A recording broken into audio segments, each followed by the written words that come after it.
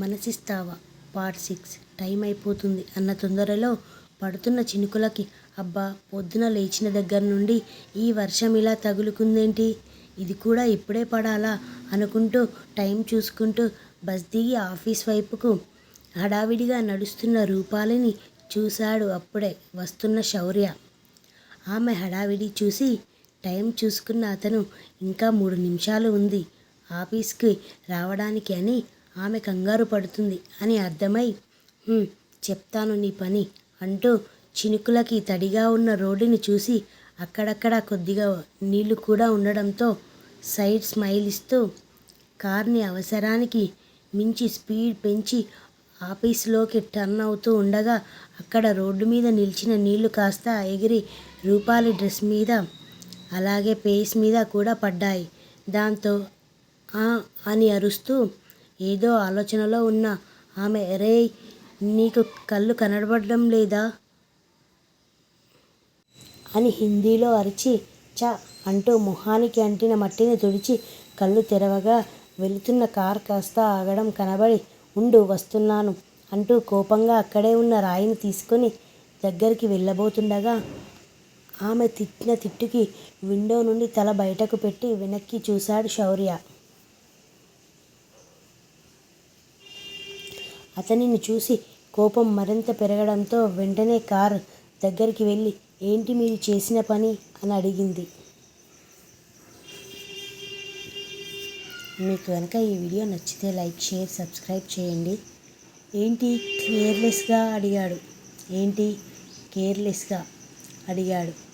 మీకు కారు ఉందని రోడ్డు మీద నడిచే వాళ్ళను మీ కంటికి కనబడకపోతే ఎలా, అసలే ఒక పక్కన టైం అయిపోతుంది అని నేను కంగారు పడుతూ వస్తుంటే మళ్ళీ ఇదొక టైం వేస్ట్. మీకే కాదు సార్ మాకు కూడా టైం చాలా వాల్యూ అని అరిచింది కోపంగా. ఆమె మాటలకి కోపం కట్టలు తెంచుకోగా ఏంటే నోటికి వచ్చినట్టు వాగుతున్నావు అంటూ కళ్ళకి ఉన్న గ్లాసెస్ తీస్తూ కిందకి దిగబోయి సెక్యూరిటీ వాళ్ళు తమనే చూస్తున్నారని ఉండడంతో ఆగిపోయి మిస్ రూపాలి శర్మ కరెక్ట్గా 5 నిమిషాలలో నువ్వు నా ఛాంబర్లో ఉండాలి అని కోపంగా నొక్కిపెట్టి చెప్తూ అక్కడి నుండి వెళ్ళిపోయాడు శౌర్య. వెళుతున్న అతనినే చూస్తూ ఎదవ పనులు చేయడం, అడిగితే పొగరు చూపించడం, ఈ డబ్బు ఉన్న వాళ్ళందరూ ఇంతే అని తిట్టుకుంటూ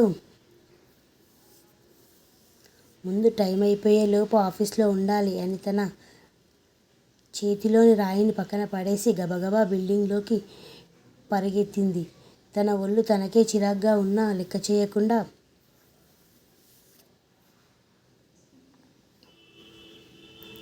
కార్ పార్కింగ్ కోసం సెక్యూరిటీకి ఇచ్చేసి లిఫ్ట్ దగ్గరికి వెళ్ళిన శౌర్య వెనుకే పరిగెత్తుతూ వస్తూ ఒక లిఫ్ట్ ఆల్రెడీ పైకి వెళ్ళడం చూసి రెండవ లిఫ్ట్కి వెళ్తూ ఆమె వైపు చూసిన సైడ్ స్మైల్ ఇచ్చాడు శౌర్య. ఆమెకి ఆ నవ్వు కనబడకపోయినా లిఫ్ట్ వెళ్ళిపోతుంది ఏమో అని కంగారుగా వచ్చేలోపు అతను తన ఫ్లోర్ బటన్ నొక్కడం, అది కాస్త స్టార్ట్ అవ్వడం రెండూ జరిగిపోతే ఇక చేసేదేమీ లేదని అయ్యో అంటూ లిఫ్ట్ దగ్గరికి వచ్చి ఉసూరుమంటూ నిలబడి ఇక టైం లేదని 15వ ఫ్లోర్కి మెట్ల దారి పట్టింది. వెంటనే ఆమెకు లిఫ్ట్ ఛాన్స్ లేదని, నడిచి రాక తప్పదని, అలా కాదు అని లిఫ్ట్ కోసం చూస్తే లేట్ అవుతుందని తెలిసి ఆ రెండింటిలో ఏం జరిగినా కూడా ఆమెకి పనిష్మెంట్ అవుతుందని అనుకుంటూ తన పాస్వర్డ్తో తన ఛాంబర్ లాక్ ఓపెన్ చేసి లోపలికి వెళ్ళాడు శౌర్య.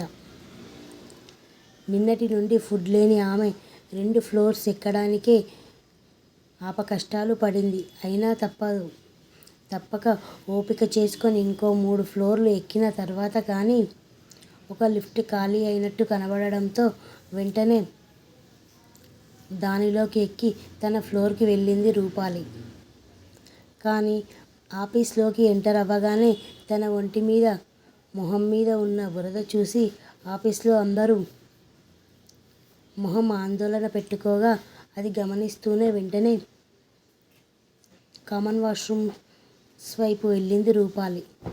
సీసీ ఫుటేజ్ నుండి అందరినీ చూస్తున్న శౌర్య తన స్టాఫ్ ఫీలింగ్స్ అలాగే రూపాలి ఫీలింగ్ చూసి అప్పుడే అవ్వలేదే నీకు అంటూ వర్క్ స్టార్ట్ చేస్తుండగా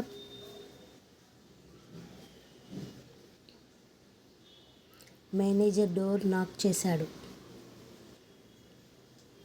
కమిన్ అన్న బాస్ వాయిస్కి లోపలికి వచ్చిన అతను శౌర్యని విష్ చేసి తన చేతిలో ఫైల్ అందరికీ అతని దగ్గర పెట్టి అక్కడి నుండి వెళ్తూ ఉండగా, నిన్ను హెల్త్ సిక్ అయిందని లీవ్ తీసుకున్న అతని హెల్త్ ఎలా ఉంది మిస్టర్ అయ్యర్ అని అడిగాడు.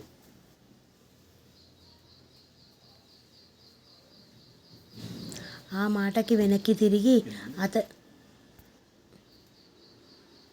గుండె తీసి అన్న.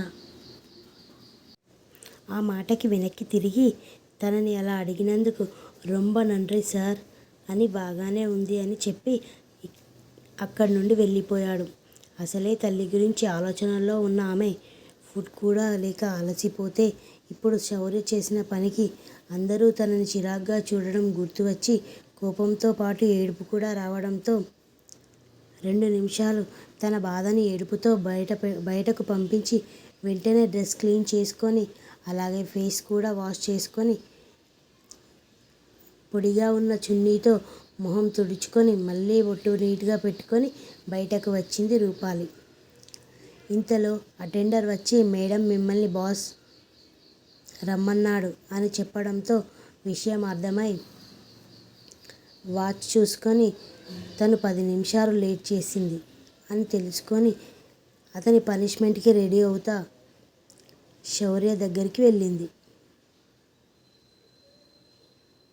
నిజానికి వాళ్ళ ఇద్దరి మధ్యలో పెద్ద ప్రాబ్లమ్స్ ఏమీ లేవు. కాకపోతే రూపాలి చేసిన చిన్న పొరపాటు వలన ఆమె విషయంలో శౌర్య ఈగో సాటిస్ఫై అవ్వక వస్తున్న ప్రాబ్లమ్స్ ఇవన్నీ. ఆమె తల వంచదు.